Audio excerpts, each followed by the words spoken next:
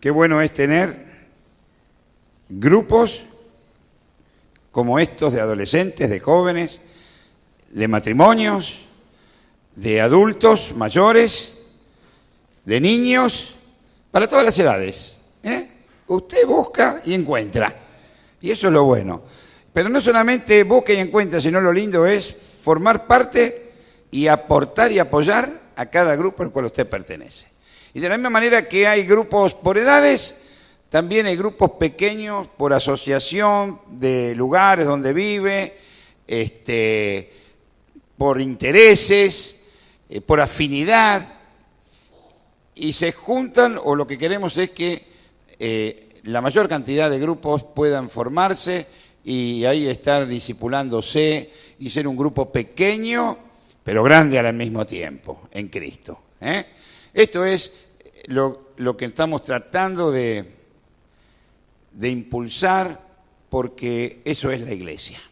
Y después nos reunimos los domingos y festejamos. ¿Qué festejamos? Lo que vivimos en la semana, en los grupos pequeños y en los distintos grupos como el de adolescentes, que es tan lindo. Y hoy termina el mes de la amistad. No por eso vamos a terminar con la amistad, al contrario. Hemos hablado de la amistad para que a partir de ahora tengamos más amigos. Y a mí me gustaría, ya se fue Biondi, que repitiese el mensaje de esta mañana. Porque el mensaje en esta mañana habló de los amigos que no convienen, es decir, de los malos amigos. Y esto no es un invento que a Alejandro se le ocurrió, que hay malos amigos, como hay buenos amigos, están los más o menos y están los malos. Sino que la realidad es que como hay cosas buenas en la vida, hay cosas regulares y hay cosas malas, también hay amigos y amigos. Y esos amigos yo los pongo entre comillas. ¿Me entienden, no es cierto? Y hay una historia en la Biblia que habla precisamente, porque hoy hablamos, lamentablemente, no sé si son amigos, de los malos amigos. Bueno, los que parecen que son amigos y no actúan como amigos, sería la verdad. Pero sí, no queremos dejar de resaltar las amistades y los amigos que valen la pena. Y entonces el título del mensaje en esta noche es Amistades que valen. Obviamente voy a hablar de amistades que no valían y por contraposición todo lo que estos hicieron es lo que realmente no debemos hacer. ¿Por qué? Porque haciendo eso no somos amistades que valemos. Y el libro de Job es un libro que muchas veces se habla, pero no se recalca el carácter y lo que los amigos, entre comillas, de Job dejaron en la vida de Job. Y yo quisiera leer el versículo 2. Job fue un hombre que era rico, importante, tenía hacienda, tenía hijos, tenía suegra, creo, bueno, no sé, no importa. Estaba bárbaro. Y entonces él vivía bien. Y dice la Biblia que todos los días ofrecía holocaustos a Dios en gratitud por lo que Dios le daba. Incluso sacrificaba holocausto a Dios por sus hijos, por si sus hijos habían hecho algo que él no sabía y que era algo que no era tan bueno, aún por las dudas también pedía perdón a Dios por sus hijos y ofrecía holocaustos, ofrenda a Dios. Pero un día, todo lo que tenía, todos sus hijos, todo, lo perdió todo, incluso su salud. Y entonces parece que esto corrió y llegó a oídos de 3 amigos de Job. Y dice así el capítulo 2, versículo 11, y 3 amigos de Job, Elifaz temanita, Bildad sujita y Sofar namatita, luego que oyeron todo el mal que le había sobrevenido a Job, por supuesto, vinieron cada uno de su lugar porque habían convenido en venir juntos para condolerse de él y para consolarle. Elifaz, Bildad, Zofar. Son los tres nombres de estos que desde la Biblia eran amigos de Job y que al enterarse de los problemas de Job se pusieron de acuerdo y dijeron, bueno, nos vamos a encontrar a tal hora en tal lugar y de ahí vamos a ir a la casa de Job para visitarle. Pero cuenta la Biblia que cuando llegaron a la casa de Job y estaban a una distancia prudencial, dice, el estado de Job era tal que no lo pudieron reconocer. Y dice que lloraron a gritos al ver la situación en la cual estaba Job. Un hombre que era próspero, y verlo en la situación en la que estaba, a ellos angustió el corazón. Y el corazón de ellos se angustió de tal manera que dice que no pudieron hablar y luego de llorar a gritos callaron por 7 días. Silencio total, es que no había nada que decir. ¿Qué es lo que podían decir ante semejante atrocidad, ante semejante calamidad en la cual había caído Job? Ahora, yo quisiera hacerles una pregunta, pero no se las voy a dejar contestar, pero no importa, la pregunta va a estar. ¿Ustedes piensan que estos 3 amigos callaron porque eran prudentes? Porque vieron, a veces es mucho más prudente callar que hablar. ¿Ustedes creen que estos 3 hombres callaron porque eran prudentes? Bueno, la realidad es que si uno sigue leyendo el libro de Job, se va a dar cuenta que no fue por esto precisamente, de ninguna manera, sino que callaron porque no sabían qué decir. ¿Y a usted no le ha pasado que muchas veces ante ciertas cosas que pasan quedan mudos? Me dejó mudo, porque no sabemos qué decir, porque nos sorprende lo que está delante de nuestros ojos. Pasó lo mismo en la vida de estos 3 hombres.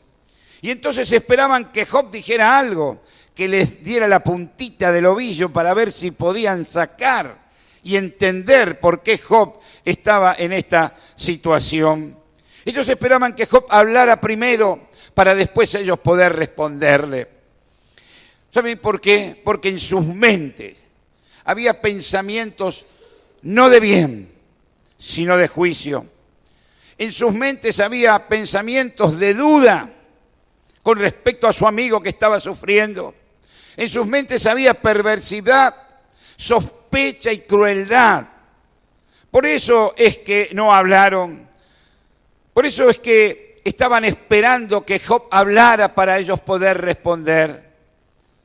Ellos pensaban que lo que le estaba aconteciendo a Job era seguramente porque algo malo había hecho Job. Porque algo malo en su vida había acontecido que ellos no conocían. Algo que solo Job y Dios conocían y sabían. Y entonces la pregunta que ellos se hacían en su interior era, ¿es que Job será tan justo, tan bueno como la fama que tiene? ¿No será que Job está escondiendo cosas y muestra otra cosa de lo que él no es? Pensamientos que no expresaban porque tenían miedo, pues la reputación de Job era impecable. Pero cuando Job habló, les dio la punta para que ellos prendieran y para que ellos pudieran juzgar el dolor en Job. En vez de traer consuelo como buenos amigos, ellos golpearon, y ahora vamos a ver duramente, sobre este Job, este amigo dolido.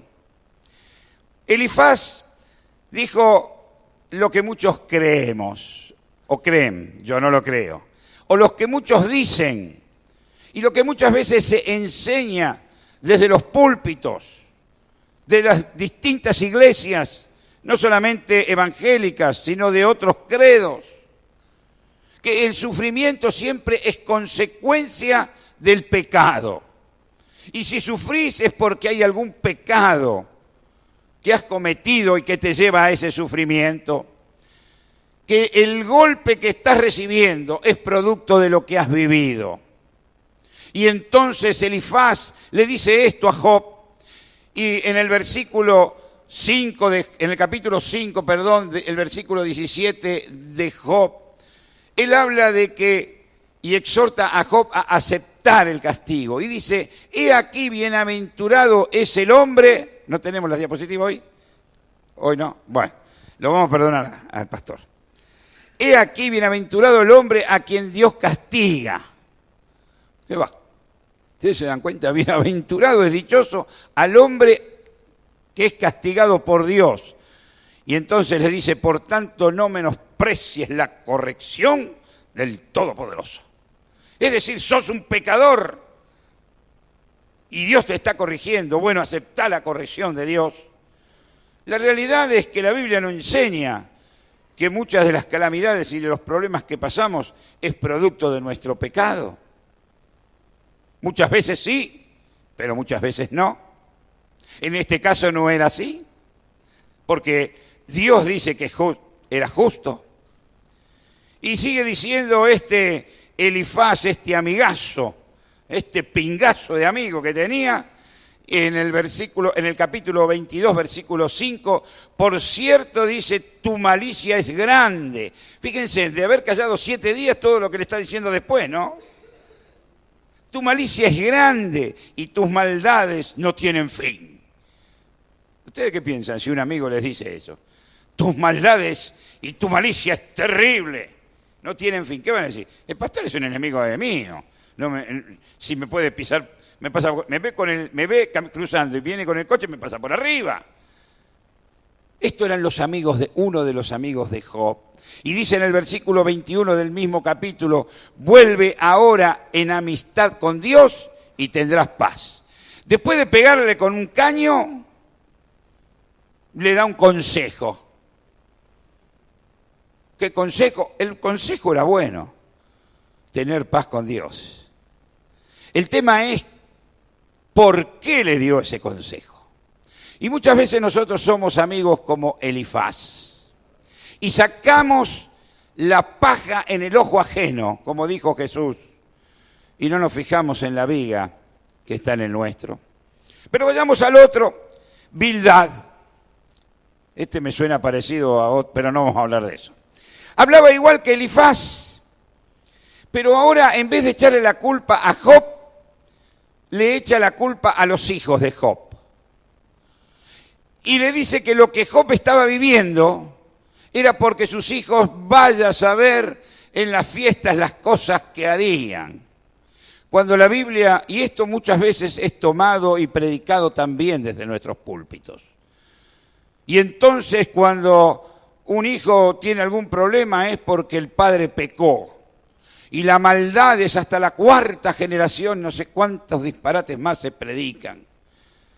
La Biblia enseña que el hijo no pagará por la dentera del padre, ni el padre por la del hijo. Por lo tanto, este hombre Bildad ni siquiera conocía lo que realmente Dios enseña. Y entonces dice, tal vez tus hijos, Job 8:4, tal vez tus hijos pecaron contra Dios y Él los echó en lugar de su pecado. Él los metió donde debían estar. Y tú estás pagando por lo que ellos hicieron. Pero termina diciendo una verdad. Y yo digo, a veces decimos las verdades fuera de lugar y fuera de tiempo. Y cuando uno dice una gran verdad fuera de lugar y fuera de tiempo, no sirve para nada. Uno tiene que decir las cosas en el lugar justo y en el momento justo. Y las verdades en el momento justo ayudan al necesitado. Pero él le dice en un momento inoportuno, Job 25, del 1 al 6, solamente leo algunas frases de estos 6 versículos. Dice, él reconoce o le muestra la insignificancia del hombre y la grandeza de Dios. Y es bueno que cuando uno está en momentos difíciles, saber que tiene un Dios grande. Porque saber que uno tiene un Dios grande trae alivio al alma. Y entonces él le dice, el señorío y el temor están con él. Él tiene ejércitos numerosos, ¿quién los contará? ¿Sabes quién no está ¿Sobre quién no está su luz? Le dice. La luz de Dios está sobre todos. ¿Cómo pues se justificará el hombre para con Dios? Ni las estrellas son limpias, dice, delante de sus ojos. Cuanto menos el hombre, que es un gusano. Lo mató. Lo descuartizó. Pero le dijo las verdades. El hombre realmente es un gusano delante de Dios. Las estrellas empalidecen. Todas verdades, pero que no edificaron la vida de Job, porque no fueran dichas en el momento oportuno. Y para ahí aparece Zofar. Y yo digo, bueno, por ahí el tercero diga algo coherente. Claro, llevado por lo que decían los otros dos, Zofar siguió la corriente. Y entonces, para no desentonar, acusó a Job de hipocresía y además de maldad. El pastor hablaba esta mañana de los caretas. Dice Job capítulo 11, versículo 6, Dios te ha castigado menos de lo que tu iniquidad merece. ¿Qué tal? Yo la verdad que para tener amigos como estos prefiero enemigos. No sé ustedes. Estos eran los amigos de Job. Terrible. Y dice más adelante en el 11:13, y si tú dispusieses tu corazón como si el corazón de Job estuviese extraviado y extendieres a él tus manos. Es decir, estaba dando consejo de lo que Job vivía, sin darse cuenta de que sus consejos a los oídos de Job no llegaban. Así son los amigos. Así eran estos que muchas veces, y así somos muchas veces nosotros, que vamos a la casa de aquel que está golpeado y en vez de animarlo, en vez de amortiguar el problema que ellos tienen, le pegamos más duro. Y si estaba más o menos levantándose, lo dejamos nocao. O le pegamos el golpe de gracia. ¿Para qué otra cosa? Menos mal que estos fueron a ver qué le pasaba a su amigo Job. Ante tanta demostración de misericordia y amor de estos amigos, yo quedé perplejo. ¡Qué personajes! Pero gracias que Dios siempre provee. Y entonces, delante de estos amigos, había un hombre, un muchacho, no sé, que no se sabe quién era, que se llamaba Eliud. No era amigo de Job, ni tampoco de estos tres. Simplemente era un transeúnte, era alguien que pasaba por ahí. Y escuchó la conversación de Job, los reproches de los amigos y lo que Job le contestaba. Y entonces Eliud, en Job 37:5, dice la frase, entre otras cosas, la frase más acertada de todo el libro de Job hasta el capítulo 37. Y entonces le dice Eliud a Job, Dios hace grandes cosas que nosotros no entendemos. Dios hace grandes cosas que nosotros no entendemos. Es verdad, lo que le estaba pasando a Job era incomprensible. Nadie podía razonar por qué Job estaba sufriendo de la manera en que estaba sufriendo. Y muchas veces nosotros pasamos ante situaciones parecidas a la de Job. Y queremos comprender. Y entonces nos damos cuenta que no podemos entender. Porque hay momentos en la vida que son incomprensibles. Son tan incomprensibles como el mismo Dios que los permite. Porque ¿quién puede comprender a Dios? ¿Quién puede decir yo entiendo a Dios y todo lo que Dios es? Dios hace como quiere, en quien quiere, cuando quiere. Y aunque nosotros no lo entendamos, tenemos que tener la misma actitud, porque ahora voy a la actitud de Job. Porque yo empecé hablando de los amigos que valen, y hasta ahora estos tres, más vale perderlos que encontrarlos.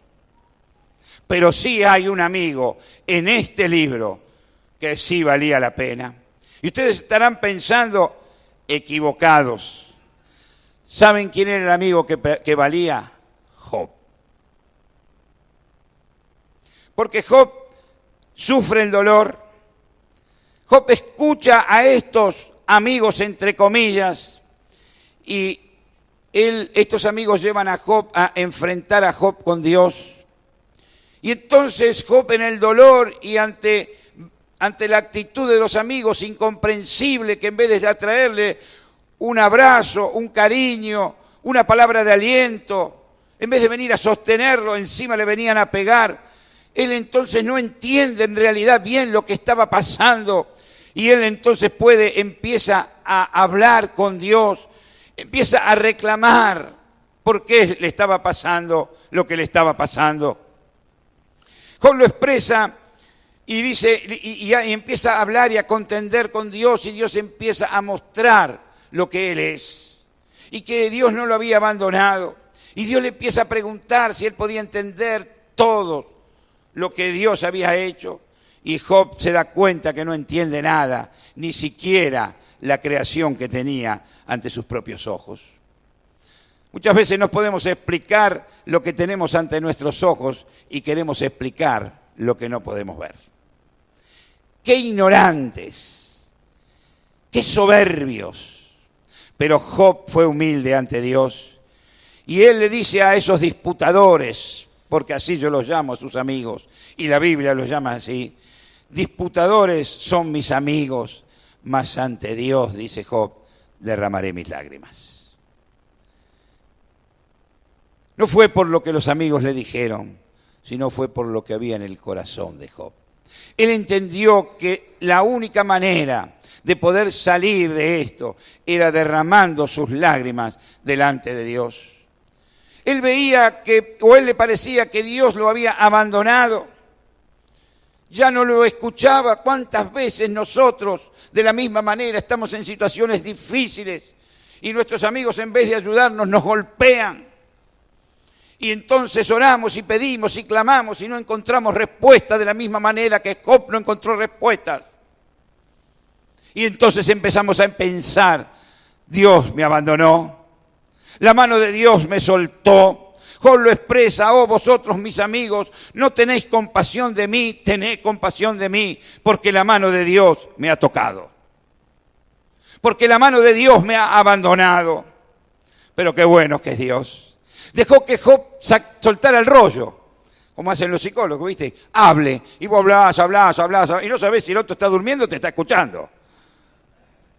Bueno, después los resultados lo dirán. Y te hacen hablar. ¿Para qué? Para que vos descargues. Y entonces Job descargó todo lo que había en su interior delante de Dios. No solamente derramó lágrimas, sino que cuestionó por qué estaba viviendo para él injustamente.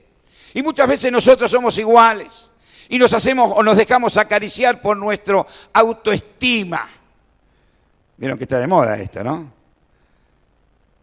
Y entonces, ay, yo soy la víctima. ¿Y por qué me pasa solo esto a mí? Y después cuando te das cuenta le pasó a todos los que están alrededor, pero no importa, solo yo. Y así Job declaró delante de Dios y Dios esperó. Dios no abrió la boca, como un buen psicólogo. Y después que Job habló todo lo que se le ocurrió y que estaba tranquilo y estaba en condiciones de escuchar, el que habló fue Dios. Y Dios mostró su amor en la vida de Job. Y Dios le explicó y le hizo comprender que lo que le estaba pasando era algo que él no podía entender, pero que iba a ser para bien de él. Que todo estaba en el control de él. Que Dios tenía todo bajo control.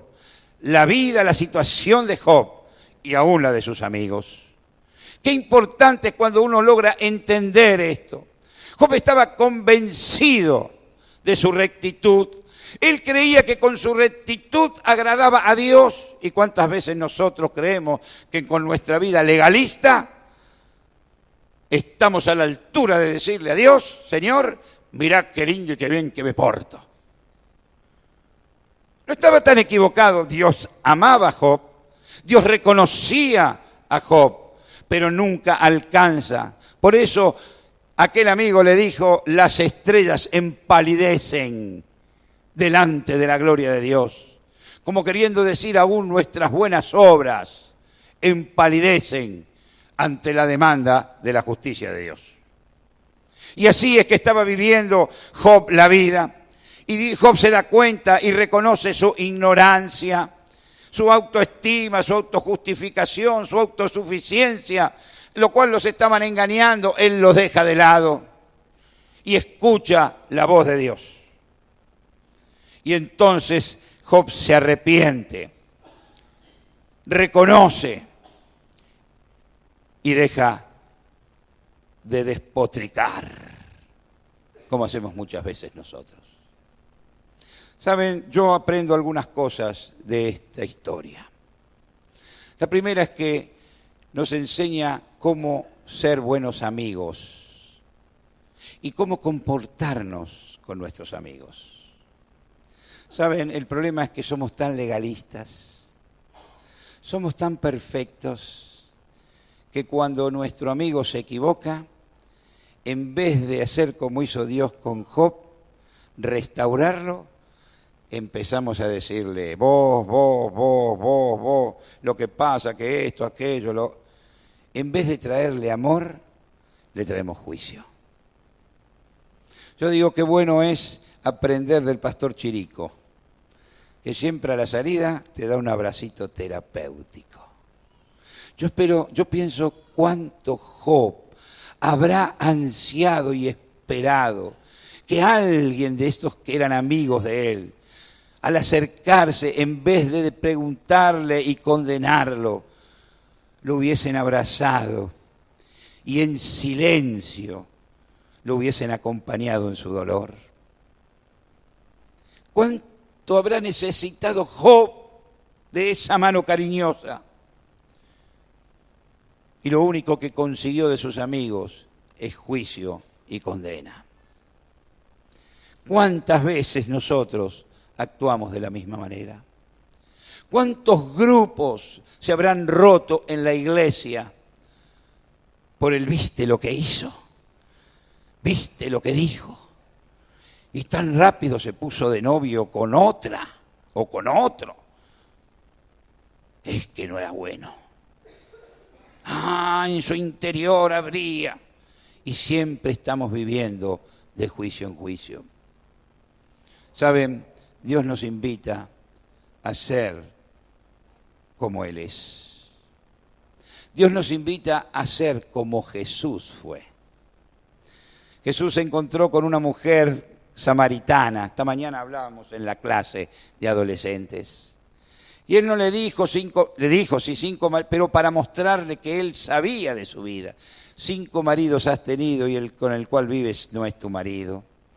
Pero después de hablarle de que Él era el agua de vida y que Él podía traer consuelo a su vida, Él le dijo, no la mandó al primer marido, sino la mandó al hombre con el cual estaba viviendo. No condenó esa situación y le dijo, dile que has encontrado al Cristo. Y la mujer fue y volvió con ese que no era ni su marido y también él encontró a Cristo. Qué bueno es cuando obedecemos el cariño de Dios. Jesús había muerto, pero había resucitado y sus discípulos se habían ido a pescar. Qué amigo Jesús. Dice que Jesús, en vez de reprocharles, los fue a buscar nuevamente. Igual que nosotros, ¿viste? Me dio vuelta la cara. ¿Sabés qué? Este muerto va a venir y no lo voy a mirar. ¿Qué se cree que es? Jesús, que es Dios, fue traicionado por Judas. Y él solamente en el momento de la traición le dijo, con un beso traicionas al Hijo del Hombre.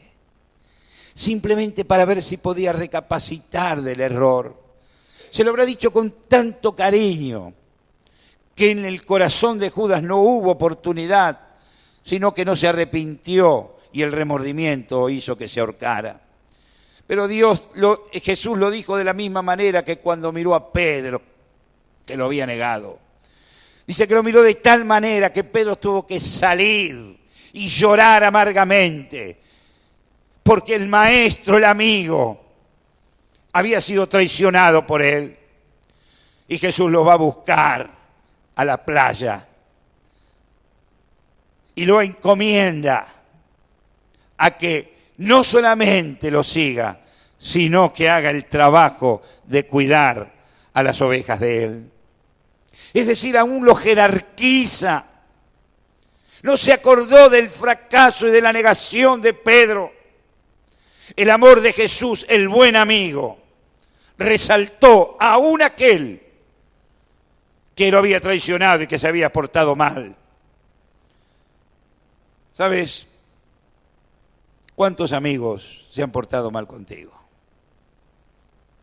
No importa cómo te has portado tú con tus amigos.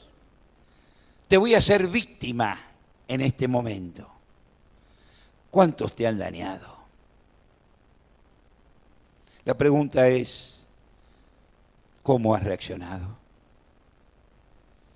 ¿Qué hay en tu corazón con respecto a ellos? Está esa bronca, como hacen los tanos, ¿viste? Esta me la paga.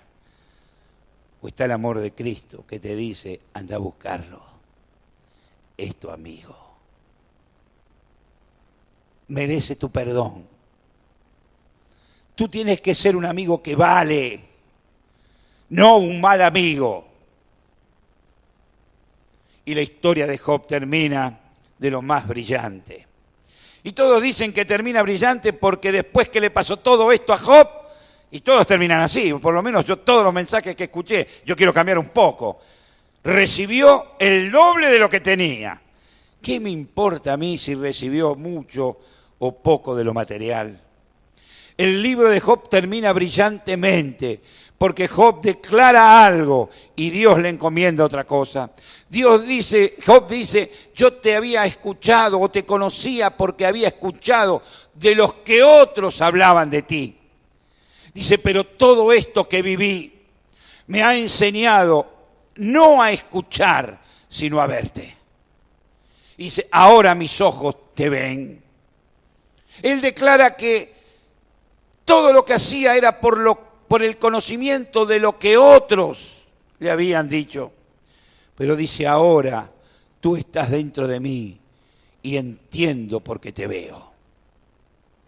Y ante esta declaración, Dios, por eso es brillante para mí, Dios que estaba enojado con los amigos de Job, porque Dios no estaba contento por lo que los amigos habían hecho con él, le dice a Job, anda, sacrifica por tus amigos.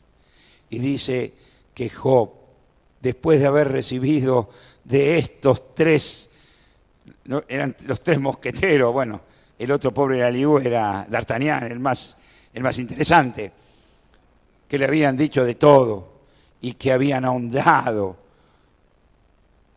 y que habían golpeado en la calamidad que le estaba sufriendo Job. Dice, Job los perdonó y sacrificó por estos amigos, entre comillas, y pidió por ellos el perdón de Dios. Es alguien que me hace acordar a Jesús, que también golpeamos, negamos con nuestras actitudes, que también negamos con nuestra manera de vivir y muchas veces con nuestra boca. Y sin embargo, Él dijo, yo pongo la vida por ustedes. Y no hay mayor amor que al amigo que pone la vida por ellos. Cristo puso la vida por ti. Cristo no vio que eras pecador. Cristo no te vino a señalar porque pecaste, tenés esta condena, el que hace esto como era en la ley de Moisés. Cristo dijo, yo vengo a poner mi vida por ti. Yo vengo a ofrecer holocausto a Dios para que tú seas apto delante de su presencia. Ahora, ante tal ofrecimiento de amor, amistad que vale, esta es nuestra respuesta. La pregunta en esta noche con la cual quiero terminar es, ¿cuál es tu respuesta a la invitación de amor de Dios? Has de valorar la amistad de Jesús, amistad que vale, o has de dejarla correr. Tengo tiempo para más adelante. Y esto lo hablo más para la gente de arriba, la gente más menuda. Los de acá abajo ya decimos, tenemos poco hilo en el carretel. Pero tal vez aquellos que son jóvenes todavía piensan, vaya a saber cuánto me falta. Sabes, no importa lo que te falte, porque aún si te falta mucho, lo mejor es empezar a vivir hoy una amistad que vale la pena vivirla. Cristo te ofrece su amistad. No la rechaces. Si todavía no eres amigo de Jesús, si solamente lo conoces de a oídas como lo conocía Job, yo te invito en el nombre de Jesús, porque Él te lo está pidiendo. Sé mi amigo. Conóceme tal cual soy.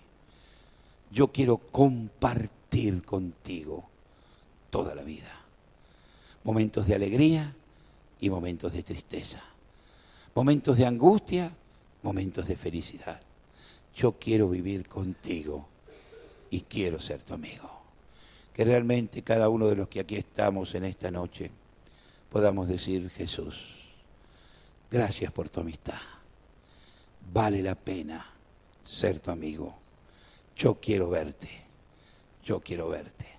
Y yo quisiera cantar ese himno, esta canción, Yo quiero verte, pero no lo vamos a hacer. Vamos a dejar que los que... ¿Se puede esa? Yo quiero ver... No, no se puede. Bueno, no importa. No soy como Alejandro, que él, viste, te lo dirige, te lo hace, pero yo quiero verte, Señor. Realmente que cada uno de los que aquí estamos podamos terminar este mes de la amistad, teniendo a Jesús, viendo a Jesús como el gran amigo de nuestra vida. Dios nos bendiga.